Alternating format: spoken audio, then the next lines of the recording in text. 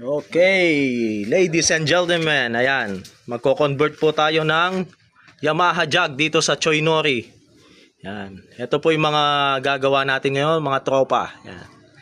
Yan, pag mayroon po tayong gustong pa-convert, pwede po natin i-convert yan kahit anong makina, pwede, wag lang sasakyan. Yan. So nabibitin po daw kasi sa bilis si sir, kaya mag-a-upgrade kami ng makina. Ito po ilalagay natin yan. Yan, lalagay po natin dito. So, i-update ko po kayo pagka okay na lahat. So, ride safe sa ating lahat, Kachoy.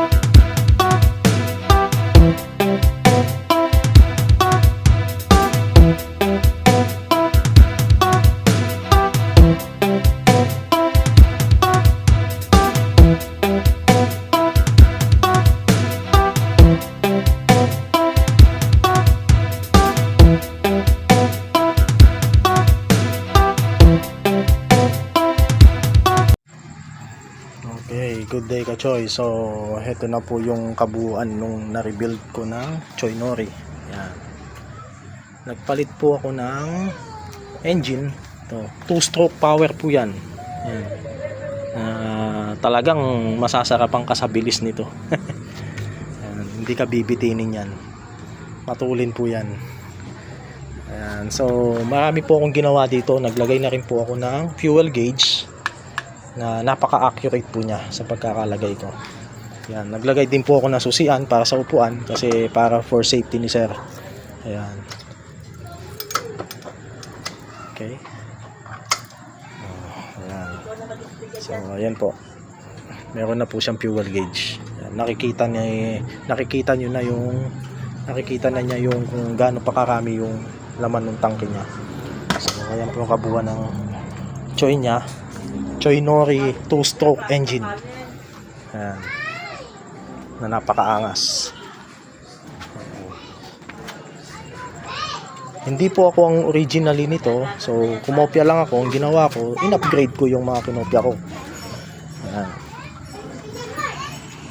Salamat. Shoutout po sa tropa kong mga nasa Tarlac na gumawa nitong bracket. Napakaangas na bracket na yan. Ayan na po siya.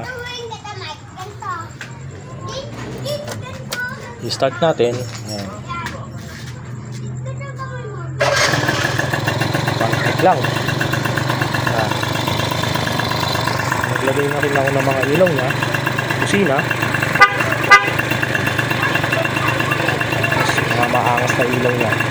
Buksan natin lahat. Hazard.